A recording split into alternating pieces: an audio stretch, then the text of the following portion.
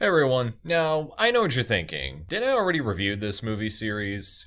Yes, I did. However, the video that I made covering the H-Man, the Secret of the Telegian, and the Human Vapor was a celebratory Patreon milestone. And as I explained in my review of Motoyoshi Oda's The Invisible Avenger, I had no idea that it was part of this series of films. A series of films that was very unique to Toho's sci-fi catalog, as I described in those earlier videos. Obviously, parts of them will be removed for the sake of brevity and to compensate for this knowledge, but I figured it'd be a good idea to combine those two videos for the sake of convenience. Once again, I'd love to thank my tremendously wonderful Patreon supporters, and if you'd like to join the team, click the link in the description. However, watch till the end of the video for more information, especially if you're a Godzilla fan. This is 1954's The Invisible Avenger, directed by Motoyoshi Oda of Godzilla Raids Again the following year. While the film is supposedly based on it, The Invisible Avenger almost has nothing to do with the original novel, The Invisible Man by H.G. Wells, even though the film's original Japanese name is simply The Invisible Man. Interestingly enough, this isn't the first time The Invisible Man was adapted in Japan.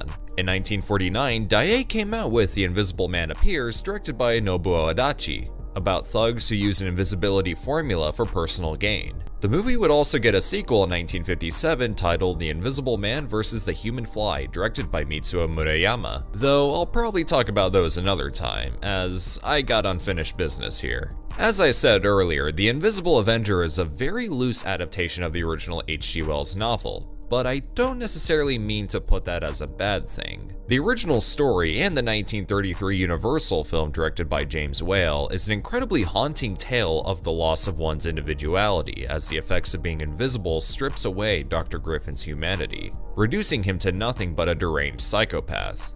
However, The Invisible Avenger takes on a different approach. You'll see what I mean.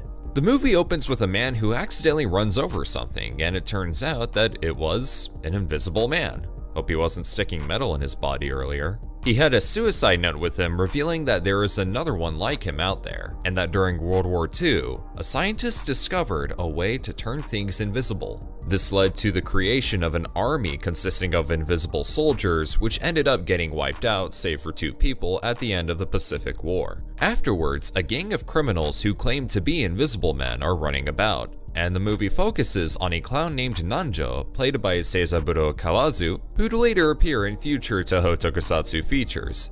Nanjo works at a club and becomes friends with a blind little girl. There's also a reporter named Komatsu, played by Yoshio Tsuchiya, who I'm sure needs no introduction, and he starts to pursue Nanjo as he's looking through locations that the so-called invisible thugs have gone through. Eventually, the two meet after the murder of the blind girl's grandfather, and Nanjo reveals himself as the other Invisible Man, and the two work together to try and put these criminals to justice. As opposed to going for a more cynical perspective of a man losing his humanity, The Invisible Avenger takes on a more optimistic approach. During the scene of his reveal, Nanjo talks about how everything was taken from him during the war, and hides behind a facade as a means to pursue a normal life because he has nothing left. He really comes off as a sympathetic protagonist. He tries to do good in a world that failed him, thanks to such an oppressive rule that was present prior to the film's events.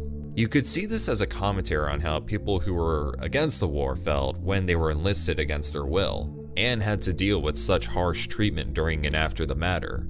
The scars that the Empire left still remain. Should also mention that the moments with the little girl honestly get pretty sad, as her family's doing everything to help her blindness, but the death of her grandfather almost makes it seem hopeless.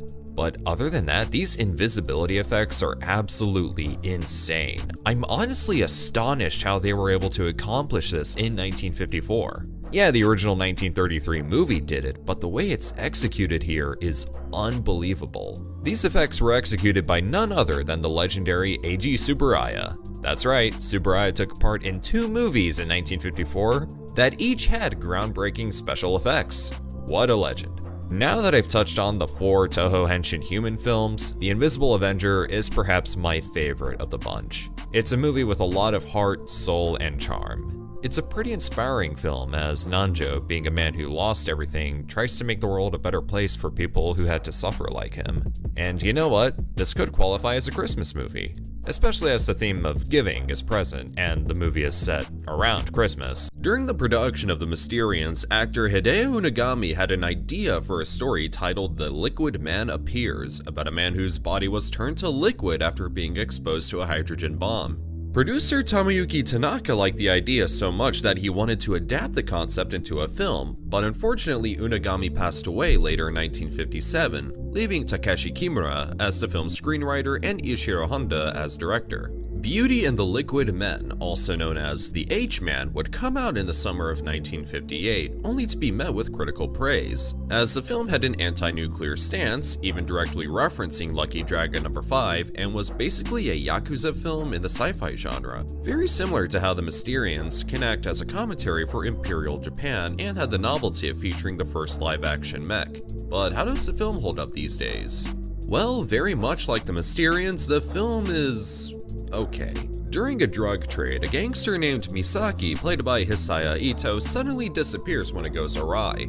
A police investigation led by detectives played by Kenji Sahara and Akihiko Hirata is held, and after going through multiple leads, including a singer played by Yumi Shirakawa, all the pieces lead to a fishing vessel that turns out to be haunted by radioactive liquid ghost people, one of which is even played by Haruo Nakajima. Honestly, this is a very intriguing premise and would have made for a very interesting story. However, the pacing is a bit of a drag. The build-up to the H-Man is actually pretty riveting, but considering the movie is also a bit of a crime and detective thriller, there's an hour left of film after the H-Man is revealed. And sometimes it's like the movie just doesn't know what to do. All the actors do their job, but don't expect anything too great from them. It's serviceable. And aside from that, the effects by Eiji Tsuburaya are quite interesting here. Granted, this was during a time where people were being experimental with Tokusatsu, so you can be forgiving of its age in some aspects. The same way as the earlier episodes of Ultraman. The scoring by Masaru Sato is kind of forgettable. He makes great music, but here it doesn't really add much to the story as much as I'd like per se. If anything, I'd say watch the H-Man for the concept and the concept alone. Now on to 1960's The Secret of the Telegian, also known as Electric Transmission Man, directed by Jun Fukuda. I am not your dad. I am Electric Man. Originally, Honda was going to come back as director, but he was already focused on Battle in Outer Space, leaving Fukuda the one who would end up in the director's chair with Shinichi Sekizawa as screenwriter. A reporter and a detective, played by Koji Tsuruta and Akihiko Hirata— wait, is this not the same guy from The H-Man? Take part of an investigation led by a police chief, played by Yoshio Tsuchiya, who funny enough isn't an alien who's secretly plotting to conquer the Earth. The investigation eventually leads them to a teleportation unit that was created by Dr. Nikki, played by Takamaru Sasaki. The concept of the teleporter unit is very similar to that of The Fly, specifically the not Cronenberg and Jeff Goldblum version from 1958 that everyone seemingly forgot about, and is still just as horrifying, if not even more depressing. Lance Corporal Pseudo, played by Tadao Nakamaru, becomes the Telegian as revenge for his treatment during World War II, and uses his powers to pursue his plot. Once again, we have a very interesting premise, and the movie is shot very well, and the effects for the Telegian are surprisingly very good. Though I will say the acting is kinda flat in some areas. Some scenes kinda drag on, and there are some weird editing decisions. Like there's a moment near the beginning where two characters are talking, and all of a sudden it cuts straight to black. Did anyone disappear after the murder? No, sir. We're all of us still here. Nobody's left. I honestly thought my bootleg Blu-ray disc stopped working. There are some great scenes here and there, like the World War II flashback, but the pacing and flow could have benefited from getting trimmed down some. Also, the movie just kinda ends out of nowhere. Overall, it could have been better. And while there are aspects of the film that I'm not necessarily a huge fan of, I have to give huge props to this gorgeous set design and the humanization of the Telegian himself. They certainly go out of their way to make him a compelling antagonist, giving him a pretty believable motivation and some depth. Then later that year came Gas Human No. 1, or the first Gas Man, also known as the Human Vapor, which is considered the best of this trilogy. Honda returned to direct, and Kimura came back to write, and the film was being produced almost right after Secret of the Telegian. And damn, that title sequence is genius. Detective Okamoto, played by Tatsuya Mihashi, is investigating a series of bank robberies only to come across a man who can turn his entire body into vapor, named Mizuno, played by Yoshio Tsuchiya. About time he's a villain in one of these films. Just want to give huge props to the acting here, especially Tsuchiya, who absolutely kills it in this film. He's just so charming in this performance that you can't help but really appreciate it. Also, the vapor effects on Tsuchiya are incredible here. Funny enough, the human vapor was originally meant to be an alien. I wonder why. But it was decided that he would be, well, human instead. But putting that aside, the movie is a lot of fun thanks to its direction, writing, cinematography, and pacing. Plus, the scoring by Kunio Miyauchi is really nice. So nice that it would later be reused for Ultra Q and Ultraman, and it gives the film such a unique atmosphere. Interestingly enough, the human vapor became so popular that it was originally going to have a sequel titled Frankenstein vs. the Human Vapor, where Mizuno seeks out Frankenstein's creation to find the secret of his immortality and revive his love interest. However, the film was eventually reworked into King Kong vs. Godzilla. And in 2009, there was even a stage show for the human vapor and starred legendary Toho actress Kumi Mizuno, and would later broadcast in 2010 on NHK. The human vapor easily stands the test of time as being one of the absolute best when it comes to Showa-era tokusatsu. Unfortunately, these films, save for the H-Man, do not have a Western home video release, so Arrow Video, give us a Toho Henshin Human collection, and while you're at it, give us Immersion of Japan, Sayonara Jupiter, the live-action City Hunter movies, and the Kerbero saga as well, please. But this begs the ultimate question. Why should you support me on Patreon?